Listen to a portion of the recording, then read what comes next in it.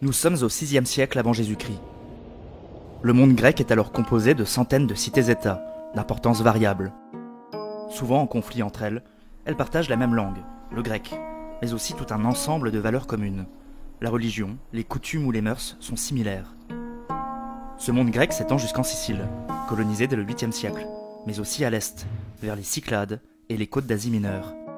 Doriens, Éoliens et Ioniens installés s'aventurent peu dans les terres, mais commercent et infusent peu à peu leur culture dans la région.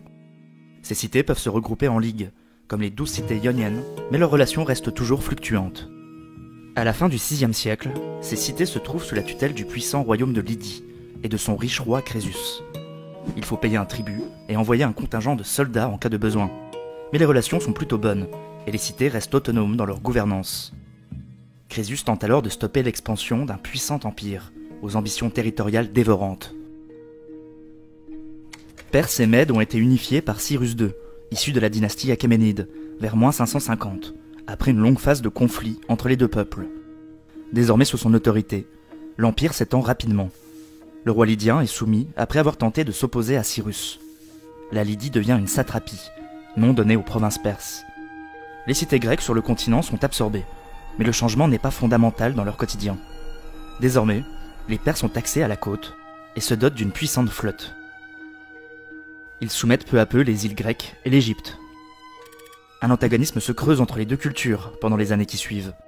Les rois perses, de nature quasi divine, sont perçus comme des despotes par les Grecs, qui développent le concept d'isonomie, l'égalité de tous devant la loi. C'est dans ce contexte que naît à Athènes Thémistocle en -525. Son père est issu d'une famille de commerçants, mais sa mère est étrangère, ce qui fait de lui un bâtard aux yeux des Athéniens. Durant sa jeunesse, il parvient très vite à se mêler à l'aristocratie, grâce à une réelle intelligence sociale. Il est décrit comme charismatique, intelligent et à l'aise avec l'art oratoire, ce qui lui permettra de gravir rapidement les échelons, dans une cité où la parole l'emporte souvent lors des assemblées délibérantes. Après avoir mené une vie dissolue durant sa jeunesse, au point où son père le déshérite, il décide de se consacrer à la chose publique, au début du 5e siècle. Son entrée dans la politique coïncide avec un regain de tension du côté de l'Asie mineure. La situation s'est en effet dégradée entre les deux cultures. Darius Ier, nouveau roi perse depuis 521, a réussi, non sans grande difficulté, à annexer la Thrace et imposer un protectorat sur la Macédoine. Lors de cette expédition, les Scythes ont réussi à tenir en échec les Perses, au niveau du Danube, en pratiquant retraite stratégique et technique de la terre brûlée. Le Grand Empire n'est donc pas si invincible qu'on ne le pense. L'annexion de la Thrace coupe l'approvisionnement des Grecs en bois et en blé, et l'imposition se fait de plus en plus forte. Le pouvoir perse privilégie désormais les relations avec les cités phéniciennes de Tyr ou Sidon. Un désir d'émancipation souffle chez les Grecs d'Asie mineure. Ce que l'on nomme la révolte ionienne, préambule aux guerres médiques, débute suite à une guerre civile dans la cité de Naxos. Aristagoras, nouveau tyran de la ville de Milet, propose son aide à Darius, afin de reprendre Naxos aux rebelles. La coalition perso-ionienne bute sur la cité, qui résiste de manière surprenante. Aristagoras est fébrile. Il sait que le roi des rois peut le destituer après cet échec. C'est à ce moment qu'il reçoit un message de son beau-père, Histier, ancien tyran de Milet, retenu contre son gré à la cour royale. Histier invite Aristagoras à se révolter contre le joug perse. Nous sommes en -499. Les cités ioniennes entrent en rébellion contre l'Empire. Aristagoras décide de demander de l'aide aux cités grecques continentales. 2 seulement répondent à l'appel, Athènes et Érétrie, qui envoient un faible contingent de 2000 fantassins pour soutenir la révolte. Après quelques succès grecs, notamment à Sardes, la situation s'inverse, et les Perses reprennent le dessus. Athéniens et Érythréens retournent aussitôt chez eux. La révolte continue durant 5 ans, et la puissance achéménide réussit à en venir à bout. Milet est saccagé et ses habitants déportés. Aristagoras fuit. Les tyrans fidèles au roi perse sont placés à la tête des cités grecques d'Asie mineure. Mais Darius est rancunier. Un serviteur est sommé de lui rappeler 3 fois par jour « Maître, souviens-toi des Athéniens ». Ce soutien d'Athènes à la révolte, aussi infime soit-il, doit être vengé. Une première expédition est confiée à Mardonios, gendre de Darius. Il reprend la Thrace et la Macédoine, mais la flotte qui longe la côte subit une violente tempête, détruisant la moitié des navires perses, ce qui les contraint à rebrousser chemin. Une nouvelle expédition est lancée en -491. Les Perses tentent tout d'abord de désolidariser les cités grecques par une intense campagne diplomatique.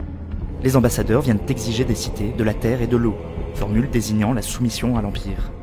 Athènes et Sparte refusent, jetant les émissaires du haut d'un gouffre ou les précipitant au fond d'un puits. L'armée perse change de stratégie et décide de couper par la haute mer afin de débarquer directement en Attique. Érythrée est assiégée et ses habitants déportés. Athènes doit s'organiser.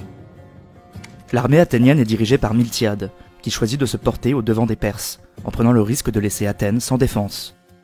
Parallèlement, un messager est envoyé demander de l'aide aux Spartiates. Alors en pleine fête religieuse, les festivités carnéennes, les Spartiates ne peuvent envoyer de contingent avant la prochaine lune. Seuls 1000 fantassins venus de Platée viennent en renfort. Sur la plaine de Marathon, à environ 40 km d'Athènes, les deux armées se font face. Environ 10 000 Athéniens contre 25 000 Perses. La phalange grecque, en rang serré, constituée d'hoplites lourdement armés et bien protégés par leurs boucliers, s'étend sur plus d'1 kilomètre, de l'objectif de ne pas être débordé sur les flancs. Thémistocle, devenu archonte en -493, puis stratège en -490, est placé au centre de la phalange, avec son futur rival Aristide. Objectif ? Envelopper les forces perses.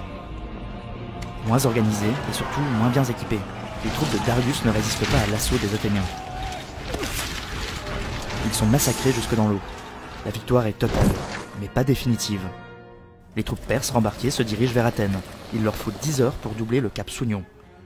En 8 heures, à marche forcée, les hoplites grecs parviennent à rejoindre le port de Phalère et arrivent avant les navires perses. Devant le risque de subir la même déconvenue qu'à Marathon, les Perses décident de plier bagages. La première guerre médique est terminée. Pour les Perses, cette défaite est périphérique, mineure même. Mais l'impact psychologique de cette victoire athénienne est énorme sur le monde grec. Les combattants de Marathon sont héroïsés. Un temple est construit à Delphes et une véritable propagande vantant les mérites des combattants est diffusée. Athènes s'impose comme la grande cité-État qui a tenu tête à un immense empire. L'empire perse n'étant plus si invincible, cette victoire donne des idées aux Égyptiens, qui entrent en rébellion. Darius passe la fin de son règne à tenter d'éteindre cette révolte. Après sa mort en -485, son fils Xerxès, nouveau roi des rois, compte bien laver l'affront de Marathon. À Athènes, les luttes politiques reprennent de plus belle après la bataille. Le grand vainqueur, Miltiade, échoue devant Paros, puis est jeté en prison où il meurt. Le champ est libre pour Thémistocle, qui devient le leader du parti démocratique, et s'oppose alors sans cesse à Aristide, du parti oligarchique. Le grand dessein de Thémistocle est ébauché dès son archontat, poste de juge et d'administrateur civil. Parvenu stratège, il souhaite promouvoir la puissance maritime athénienne. Cette ambition est renforcée après Marathon. Pour lui, cette bataille n'est que le prélude à d'autres conflits, et la victoire définitive ne pourra se remporter que sur mer. Les forces perses étant bien trop supérieures, mais ses adversaires s'opposent à cette idée. Son talent oratoire lui permet de faire voter plusieurs procédures d'ostracisme contre ses rivaux par l'Ecclésia, la grande assemblée des citoyens athéniens. L'ostracisme permet de bannir, souvent pour 10 ans, un homme politique dont la puissance devient trop grande.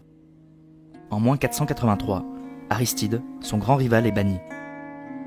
Thémistocle réussit à faire voter une loi navale afin de construire 200 navires de guerre, les trières. 2 éléments importants vont faciliter ce vote. Tout d'abord, Athènes est en guerre contre Égine depuis -488, ce qui permettrait de remporter une victoire plus facilement.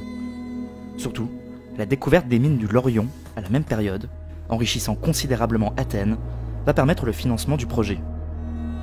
Plutôt que de redistribuer les revenus entre les citoyens, Thémistocle confie ses revenus de la mine aux plus riches, qui ont charge de financer la construction des navires. En 2 ans, Athènes dispose de la plus grande flotte grecque. Mais sa loi navale va plus loin. Il propose de délaisser le port de Phalère pour en établir un nouveau au Pirée, qu'il fortifie. Toutes ces décisions sont prises alors qu'une atmosphère de terreur s'abat sur les cités grecques. Xerxès est en train de préparer une attaque de très grande envergure. Commencés dès -485, les préparatifs mobilisent toutes les ressources de l'Empire.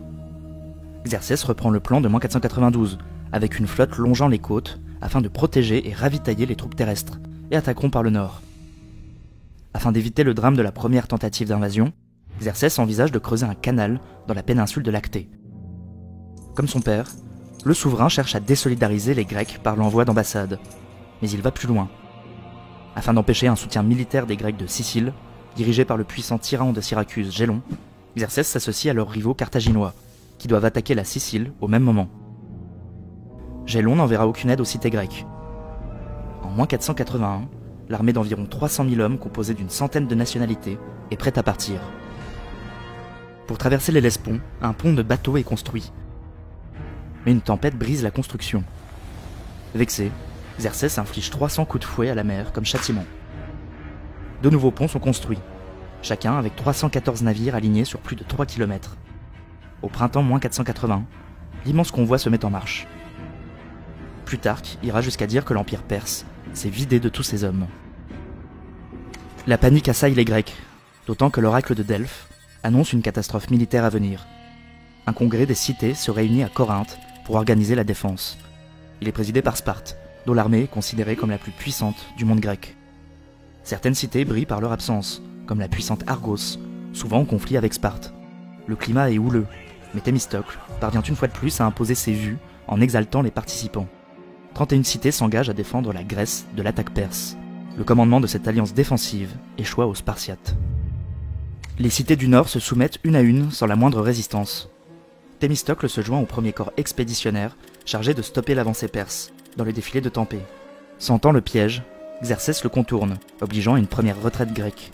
La Thessalie tombe aux mains du souverain Achéménide. Il faut un nouveau plan d'urgence.